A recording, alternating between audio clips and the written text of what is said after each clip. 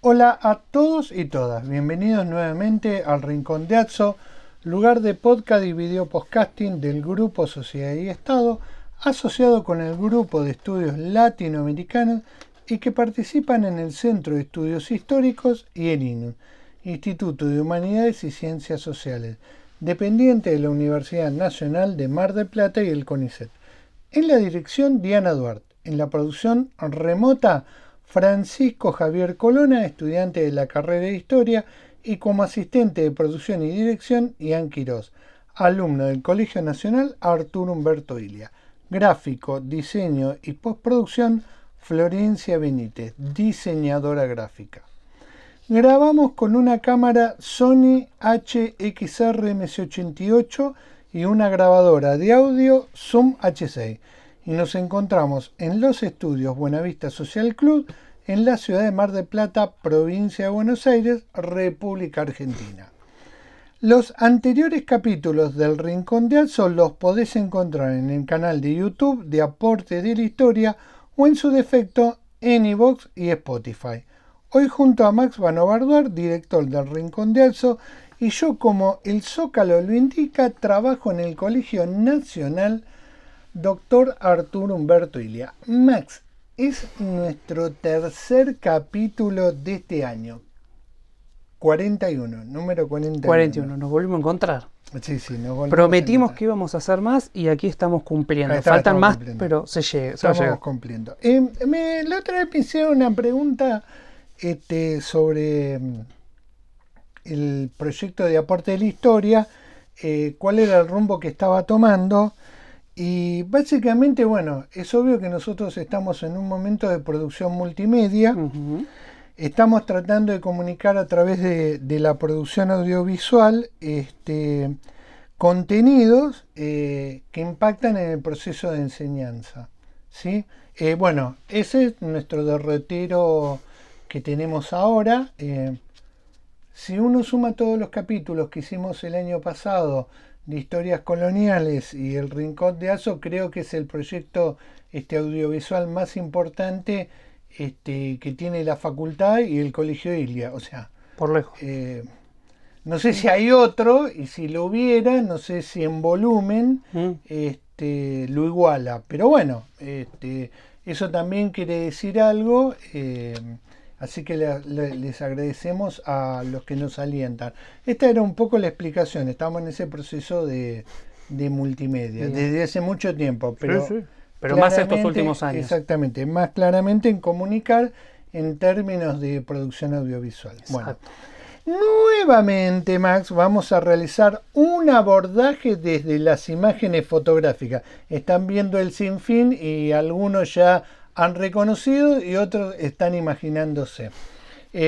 Como ustedes saben, yo en parte me dedico al análisis de imágenes desde la perspectiva de la didáctica de la historia. En síntesis, cómo se trabaja una imagen en el aula. Max es fotógrafo y esto nos ha permitido confluir y poder realizar una mirada en conjunto. Exactamente. A ninguno de nosotros se nos ocurriría no citar un texto trabajado en clase y al menos dedicarle un momento a quien lo escribió, Max. Uh-huh. Las imágenes fotográficas no tienen esa suerte. Las fotografías van acompañadas con el remanido que ven. Muchas veces tienen solo un propósito ilustrativo y no explicativo. Si bien creemos innecesario explicar la diferencia entre uno y otro, muchas veces hay que hacerlo. Es el propósito de estos abordajes.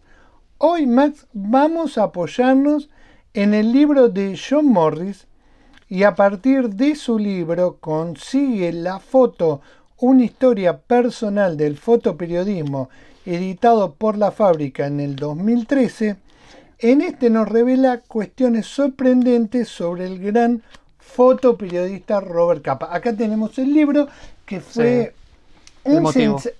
Fue un sensacional regalo de Max para que, bueno, fuera haciendo mi aprendizaje en torno al fotoperiodismo. Primeramente, me gustaría tratar un tema muy poco abordado cuando se muestra una imagen fotográfica y es el contexto de trabajo de los fotógrafos. En el caso de Estados Unidos, las revistas y los diarios de tirada nacional tenían en sus planteles a fotógrafos locales, los cuales eran enviados a cubrir eventos. También las agencias de noticias contaban con un plantel de fotógrafos y vendían las imágenes a distintas revistas y diarios de distinta tirada. Muchos diarios locales lograban que sus imágenes estuvieran en portadas nacionales. Los fotógrafos de esos medios sabían que si una imagen llegaba a una revista importante, por ejemplo Life, era el mejor escaparate para mostrar su trabajo, Max. Sí. Eso significaba que sus acciones subían y quedaban en la nómina del diario o la agencia de tirada nacional. Muchas veces una revista enviaban a cubrir a eventos a 2 fotógrafos. Life siempre lo hacía. Eso generaba enormes conflictos dialécticos que terminaban en peleas monumentales que se resolvían a los puñetazos. Pero lo que Life buscaba era un espíritu competitivo, no de la mejor manera, por supuesto. Muchos fotógrafos, cuando tenían una primicia, mostraban su trabajo a varios medios. El que mejor pagaba se quedaba con la hoja de contacto. Muchos preferían no estar a sueldo de un medio o una agencia. También me gustaría señalar, y esto es muy importante por las fotos a las cuales Max se va a referir, que cuando una imagen llega al aula hay una ausencia explicativa total sobre las cámaras con que son tomadas esas imágenes, los lentes o la calidad de rollo o el proceso de revelado y cómo se armaba la hoja de contacto. Qué buen ejercicio sería que además de mostrar una imagen en el aula, los alumnos pudieran conocer la hoja de contacto para entender cómo un editor gráfico elige qué se publica. Creo que el próximo capítulo va a ser sobre la hoja de contacto, sí, porque ya es como un poco... toca, porque lo estamos evadiendo mucho. Sí, ya la gente está como... Y la hoja de contacto y la hoja de contacto. Bueno, ni hablar de la tecnología de transmisión que usaban los diarios o las agencias para enviar una fotografía a distintos periódicos y revistas. Estamos hablando de la década del 30 y del 40. Las innovaciones y los incrementales en este campo observados como alianzas sociotecnológicas, bien gracias, están ausentes. Bueno, Maxi, te dejo a vos. Bueno, toca hablar de Robert Capa, hablar un poco de John Morris y un poco de lo que pasó en esa época. Así que más o menos lo que sabemos es que durante la Segunda Guerra Mundial las Fuerzas Armadas de los Estados Unidos convocaron a sus ciudadanos para servir a su país, tanto en el Teatro de Operaciones del Pacífico como en Europa y África. Pero no solo fueron las armas, fueron también las cámaras.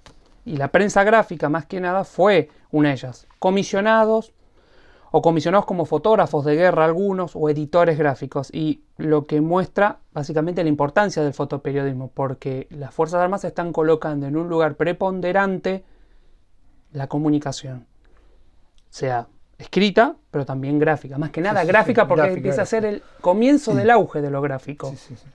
Y, bueno, como se sabe, los soldados debían obedecer reglas formales del ejército. Eso pasa hasta el día de hoy, o se busca que pase.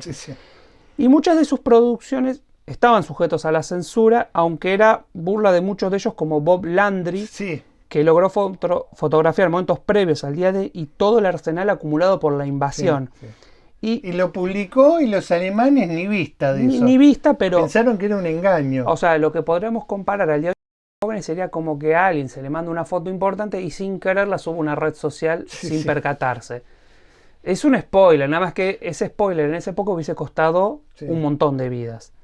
Las Fuerzas Armadas distribuían todo este material filtrado a los medios de comunicación. O sea, como había gente que iba a cubrir los eventos, también había mucha gente que filtraba eso.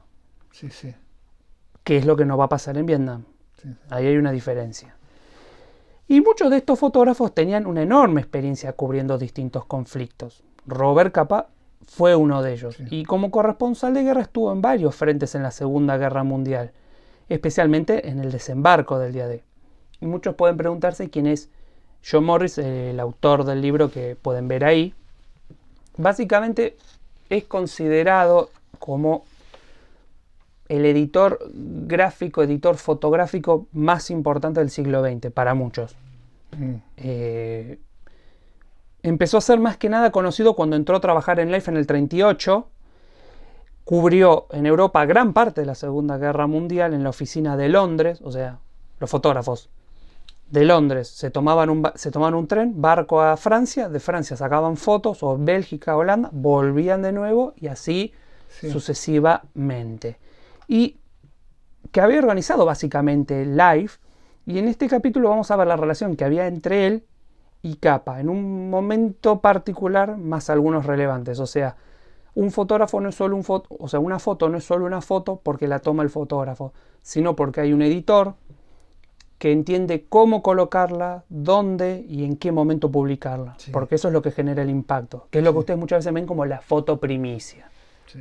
Es muy importante lo que decís para lo que viene después también. Entonces, vamos a dar un dato. En el día del desembarco, esas fotos de Capa sobre el momento se han convertido en una referencia. Básicamente son las fotos más importantes, más no material audiovisual, no se entiende, hace un video, de ese momento. Son las más importantes de todas, eso no es importante. Pero Morris, que posteriormente fue uno de los fundadores, o casualidad con Capa y otros grupos de fotógrafos relevantes de la agencia Magnum.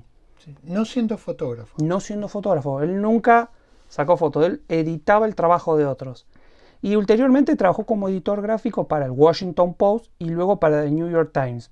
Nació en 1916 y vivió 101 años. 101 años, sí, murió en el 2017. Bueno, cuando él tenía 99 años, fue a dar charlas sobre las reediciones de este libro que ustedes pueden ver acá. Con 99 años y con una lucidez que muchos envidiarían. Y me es imposible, la verdad, acercarle una síntesis de Robert Capa, salvo decir que es uno de los grandes fotoperiodistas del siglo XX. Y su trabajo y vida ha inspirado a cientos de fotógrafos y generaciones que vinieron después. Fue un gran amigo de Morris, que sintió profundamente su muerte. Aclaramos, Robert Capa muere en 1954 en Indochina, hoy la República Socialista de Vietnam, cuando empieza a encrudecer los conflictos entre las fuerzas francesas y los grupos guerrilleros vietnamitas. La foto sobre la Guerra Civil Española es una de ellas, o ese tour que realizó a la Rusia soviética. Y voy a decir algo. Es uno de los trabajos menos difundidos de Robert Capa. Exactamente. Y el mejor pagado. El mejor pagado. Pero yo cuando compré los libros de Capa, que acá pueden ver uno, yo me sorprendí porque no pensé que Capa había estado en Rusia. Y más en la Rusia soviética con la punto llegada de Stalin al poder, lo cual era impensado. Y nos muestra esa ductilidad que tenía Capa para retratar las cosas. O sea, él tenía eso, se impregnaba de lo que veía y lograba sacar lo mejor para transmitirlo. Y en la Segunda Guerra Mundial Capa fue corresponsal de Life.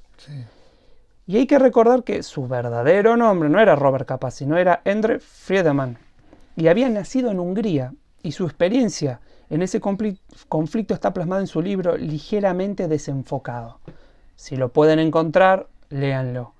Y vamos a situarnos en este día, el más largo de la historia, el desembarco de Normandía o el comienzo de el día D o la operación más grande de desembarco que hubo en ese momento. Y les voy a leer, si se me permite, Carlos, a los que nos acompañan, este largo extracto del libro. Y dice así. De Morris. De Morris, dice. Gracias al coraje de Capa y la buena suerte que tuvimos en la oficina de Londres, unas pocas fotografías del día D ocupan un lugar especial en la historia visual de nuestro siglo. Sin embargo, siempre me perseguirá el fantasma de lo que perdimos.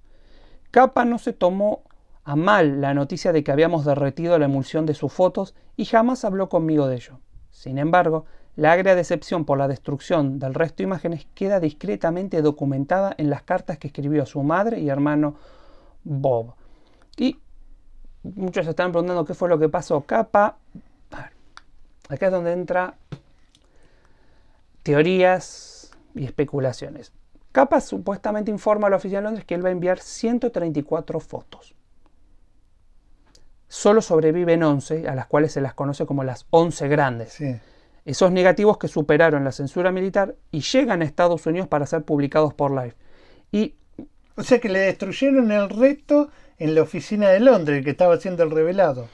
Ahí viene el debate que hay unas notas muy buenas en los diarios que han trabajado muy bien. Lo que pasó es que ellos dicen que se envía el paquete y que en el apuro, porque Life estaba compitiendo contra otro diario que ya había empezado a hacer publicaciones de fotos el día de... Pero esas fotos carecían de lo que ustedes están viendo ahora. Sí. Esto es en el momento. Las primeras fotos que se publican son fotos post-desembarco con las tropas ya apostadas. Y en ese apuro, el técnico dice que cierra la habitación y deja no sé si el aire, entiéndase aire acondicionado, un extractor de calor para secar bien el negativo. Y dicen que emulsionó las películas y se quemaron. Hay gente que dice que eso en realidad no es posible. Sí. Y otros dicen... Por eso yo te decía que es tan importante conocer el proceso de revelado de las fotos. Porque hoy muchos fotohistoriadores digo, están observando las técnicas con las cuales se revelaban las fotos de capa en esa oficina de Londres y después de París. Bueno, pero lo que es verdad es así. Hoy nosotros sacamos una foto con esto y nuestro proceso de edición es editarlas desde el teléfono y subirlas. En esa época era un proceso mucho más largo y más complejo. Sí. Pero la teoría que hay es que o se quemaron y hay otros que sostienen, en base a cartas que Capa puede publicar años después, que él se daba cuenta de muchas veces cuando estaba sacando fotos que él ya no tenía carrete. Sí. Entonces lo que él presupone es que él contó que había hecho fotos que en realidad nunca hizo. Sí. Supongamos que no fueron 134, que fueron 50. Sí. Pero se perdieron 40. Sí. O fueron estas 11 que son magníficas. O sea, eso nunca se va a poder saber. Sí. Porque nunca se guardaron lo que se emulsionó. Porque hoy se podría estudiar con los métodos químicos. Pero bueno. Y me gustaría, la verdad, Carlos, recuperar el capítulo que trabajamos sobre Men and Lunch, la voz del fotógrafo Joe Woolhead, en el que en el documental del mismo nombre nos decía, y cito, una fotografía fantástica o una foto extraordinaria no tiene por qué ser perfecta. Debe tener cierta vibración, cierta celeridad, cierto drama en la quietud de la imagen. Para mí esta es la mejor cita de cómo observar y cómo elegir una foto. ¿Sí? Los dos procesos. O la observo o la elijo. Una fotografía fantástica, una foto extraordinaria, no tiene por qué ser perfecta. Debe tener cierta vibración, cierta celeridad, cierto drama en la quietud de la imagen. Y creo que eso es lo que logra Capa en esas 11 fotos. O sea, 11 grandes. Ustedes van a ver esto y ustedes lo están viendo como una foto. Yo, porque me formé, le estoy analizando la foto y hay muchas cosas que no son perfectas desde la técnica. Nada. Primera cuestión, foto movida. Ahí lo pueden ver, está vibrando la foto. ¿Saben por qué está vibrando esta foto? No porque él sale corriendo o temblando con la mano de la lancha de desembarco. Es producto del bombardeo que hay, que la gente no se podía sostener en pie. Vibraba tanto el suelo, que no, la gente directamente se tiraba y se arrastraba, no podían correr. Claro. Una locura, pero bueno. Pero todos los que hemos hecho foto en algún momento sabemos que hasta nuestras mejores fotos no son la mejor por la técnica, sino tal vez por lo que transmiten. Sí. Y Capa lo que logró siempre en su vida fue eso. De los mejores, pero en ciertas cosas faltaba técnica. Fantástico, Maxi. Pero ven, bien encuadrada, centrada. Woolhead creo que da la definición perfecta sí, no es que para elegir y para analizar. Pero bueno. Pero ahí lo pueden ver ustedes mientras hablamos. O sea, en el sinfín que estamos proyectando, ustedes van a poder observar y concordar con lo que dice Woolhead. No son perfectas, tienen la vibración y el extraordinario drama de esa quietud que nos transmite la imagen. O sea, nosotros vemos... imágenes dolorosas. Son imágenes dolorosas, estáticas, pero detrás de eso fue un infierno. Esto es posterior a terminar el día de esto. Esto es 2 días después. 2 días después. Cuando se están haciendo las misas y se preparan para nuevas. Y estos son los prisioneros alemanes que se capturan el mismo día que se rinden al instante. Bueno, y Morris acompañó a Capa en innumerables ocasiones al frente. Como les digo, Morris no solo estaba en la oficina, muchas veces él tenía que ir hasta el frente y demás. Y una vez Capa tuvo un altercado tuvo muchos, pero tuvo un altercado con un oficial norteamericano porque no les permitía acercarse a un búnker ocupado por alemanes. Entonces, Capa, como les dijimos, era húngaro. Y por una cuestión geográfica, sabía y entendía el alemán muy bien. Entonces le dijo al oficial: vamos nosotros y le pedimos la rendición, si ustedes no tienen traductor. Bueno, agarró un palo, ató un pañuelo blanco que saca del uniforme, y Morris, viste, le dice: yo te acompaño, y Capa le dice: eres padre de 2 hijos. Idiota, le dice.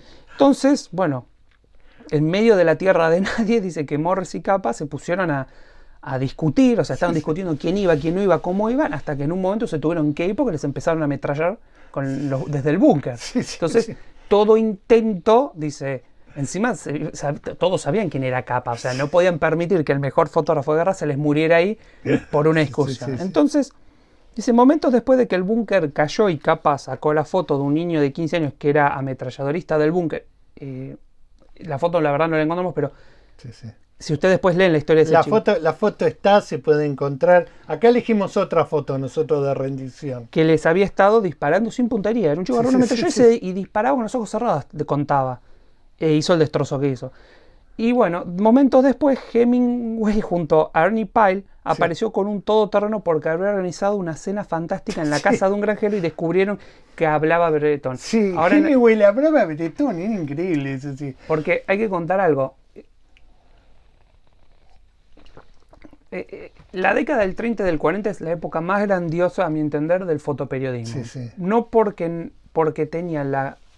tuvieron la capacidad de hacer tanto con limitaciones, que después en los 60 y 70 esas limitaciones de a poco fueron desapareciendo, pero acá fue la gran prueba de fuego. Y ahora en algún momento van a ver que aparece nuestro querido Robert Capa, un NN que... Ernie Pyle había muerto rápidamente después del día D. Y aparece Hemingway, que muchos dirán que hacía Hemingway. Les aviso, Hemingway fue reportero de guerra, lo conocía Capa de la Guerra Civil Española, porque acuérdense, Hemingway, al estar en la Guerra Civil Española, es lo que le va a dar todo el sustento para escribir después por quien doblan las campanas. Aparte peleó en la Primera Guerra Mundial como oficial de enlace italiano, como hombre de ambulancia, que dirigía ambulancia. O sea, personas curtidas, si se lo quiere decir. Hemingway todavía más. Hemingway. Y bueno, Morris tenía claro que él no podía seguir en Londres y que debía montar su oficina en París. Entendamos esto: conforme se va aumentando la avanzada aliada, Londres queda cada vez más lejos, y más lejos, y más lejos. Entonces, el frente cada vez estaba más cerca, o en lo que hoy es Países Bajos o Bélgica. Entonces había que acortar tiempo. Si la guerra está ahí, vos tenés que estar rápido. Entonces, Capa salió en su ayuda y de paso le presentó a muchos fotógrafos de la resistencia. Gracias a los cuales hoy tenemos cientos de imágenes que nos retratan los momentos de la ocupación y la lucha por la liberación del país. Capa consiguió esas fotos de estos fotógrafos de la resistencia, los maquis, que después fueron recuperados por Morris y llevados a la oficina de Londres y ahí a Estados Unidos. O sea, toda la inteligencia con la que van a operar a las fuerzas, entiéndanse, especiales que había en ese momento en territorio francés, fue gracias a las fotografías. Les voy a dar un ejemplo. Si ustedes ven Band of Brothers, cuando ellos están ya en Londres preparando la invasión semanas antes, ellos tienen las fotos de la aviación norteamericana, pero muchas de las fotos de los puentes, de las villas, de los cuarteles, las daban los maquis. Y uno de ellos es, según mi maestro Julián Rodríguez, el gran fotógrafo, que es Henri Cartier-Bresson, que coordinó a estos fotógrafos clandestinos de resistencia. Henri Cartier-Bresson merece 10 podcasts, 15, porque es imposible abarcar lo que hizo ese hombre. Pero, como diría Julián, un maldito bastardo. O sea, era un tipo que entendía todo. Y Morris revela algunos aspectos de cómo los medios norteamericanos empezaron a dar cuenta, por ejemplo, de los campos de concentración. Rumores, pero que la fotografía va a hacer ese quiebre con ese rumor.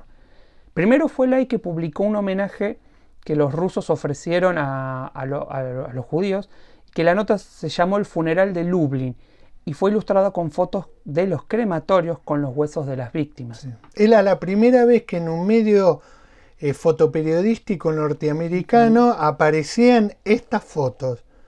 Pero hay un dejo de mucho enojo de Morris, ¿no? Ustedes si ven también, perdón que vuelva a esto, a Band of Brothers, cuando hay un capítulo que ellos llegan a un campo de concentración, y en ese campo de concentración entra un soldado con una cámara y empieza a hacer fotos. Y algunos dicen que ese fue un honor que le quiso hacer Spielberg a todos los fotógrafos que van a cubrir lo que son todos los campos de concentración. Que esas fotos después sirvieron como documento para los juicios de Nuremberg. Sí. Y Morris señala que la nota fue puesta en la página 34. Claro, no existía en Life, era una vergüenza. Bueno, o sea, era una burla casi. Preferible que no hubiese estado que hubiese estado ahí. Y donde aparecía junto a una publicidad de sopas Campbell. Sí. 2 años antes, New York Times había publicado una nota de 7 centímetros sobre los asesinatos en Mazos. Entiendan que hasta que no van a aparecer esa foto, esa filmación, la cuestión de lo que fue conocido después como el exterminio judío, los campos de concentración, era algo que no tenía importancia. Sí. Pero tuvo que venir el fotoperiodismo a dar testimonio de eso. Y, por ejemplo, los fotógrafos de Life, George Rodger y Margaret Burke Wita y Johnny Florea, hicieron los registros de diversos campos. Sí. Son los mejores, o sea, digo mejores. Sí, son los registros más ordenados y completos que hay sobre algunos campos porque otros habían sido destruidos. Sí, o sea, lo que ustedes van a entender con esto, ¿qué quiero decir? Que un texto, una nota, tiene un impacto. Sí. Pero la foto es el testimonio ya verídico. Entiendan una cosa, en esa época no existía lo que hoy es alterar una foto y photoshopearla. O sea, poner acá un elefante, ¿no? Eso no era tan fácil. Entonces, una foto era la foto, no había que discutir. Entonces, ven, esto lo mismo, esto no se photoshopea, era como era y era el testimonio irremediable de cómo eran las cosas. Hoy pasan otras cosas. Y mira, acá lo voy a decir algo que me gustaría decirlo. Morris, en una de sus últimas entrevistas, le preguntaron, para nuestro público más juvenil, ¿qué opinaba él sobre las selfies, la fotografía de los teléfonos y todo esto? Él dice, al final las cosas no cambiaron. Y le preguntan, ¿por qué? Porque en nuestra época no cualquiera podía acceder a una cámara. Y de todos los que accedían eran pocos los que hacían cosas de calidad. Hoy todos hacen fotos, pero pasa lo mismo. Claro. No todas tienen la calidad y la técnica. Pasa el tiempo, hay más masividad, pero los grupos siempre siguen siendo pocos. Y ahí lo pueden ver a Morris. Esta es una foto del año 60-70. Bueno, lo que hicimos hoy fue recorrer un momento muy importante del fotoperiodismo, que es el desembarco del día D, y uno de sus grandes actores que hace ese registro, que es Robert Capa. La historia dice que él sacó 134 fotos, pero solo sobrevivieron al accidente en Londres las 11 grandes.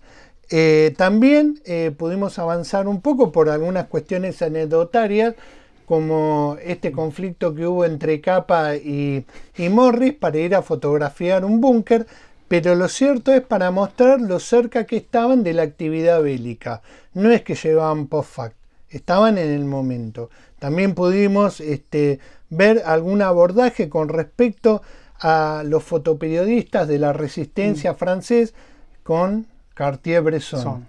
Y por último, digamos, este interrogante que ha dejado con mucho sabor amargo a muchos fotoperiodistas y editores, de qué lugar debía ocupar la fotografía ante el horror del Holocausto o de la Shoah. ¿Sí? Estos han sido algunos momentos que nosotros quisimos plantear con esa definición de Woolhead. Maxi, te agradezco como siempre.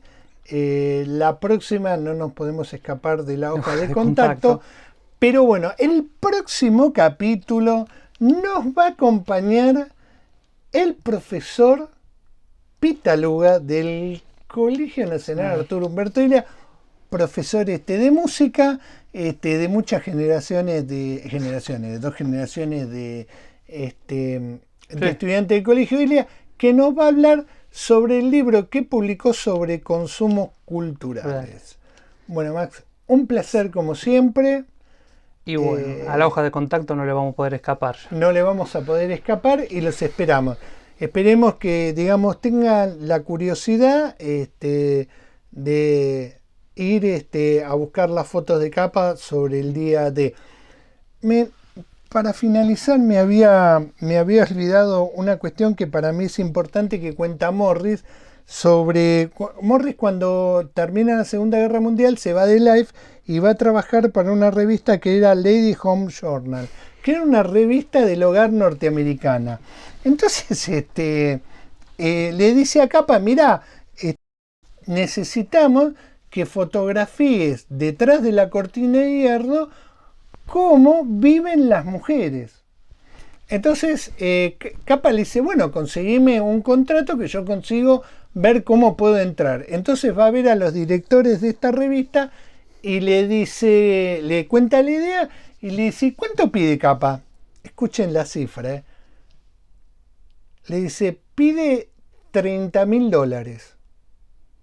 Entonces los dueños le dicen, si podés obtenerlo por 25, trato hecho. Morris se va y lo va a ver a Capa y le dice, bueno, ya tenés todo, y te llega el cheque dentro de un mes. Y dice, ¿cuánto conseguiste? $25.000. Una fortuna, yo no lo podría calcular en tiempos de hoy. Bueno, y sobre ese registro también vamos a trabajar, porque es muy importante de todas las fotos que nos mostró detrás de la cortina de hierro, las imágenes a través de la fotografía que nos comunicó Robert Capa. Bueno, ahora sí, Maxi. Sí, esas anécdotas de esas. Sí, hay miles. 1 millón. ¿Sabes que yo no sé si Salinger se pudo conocerse con Robert Capa?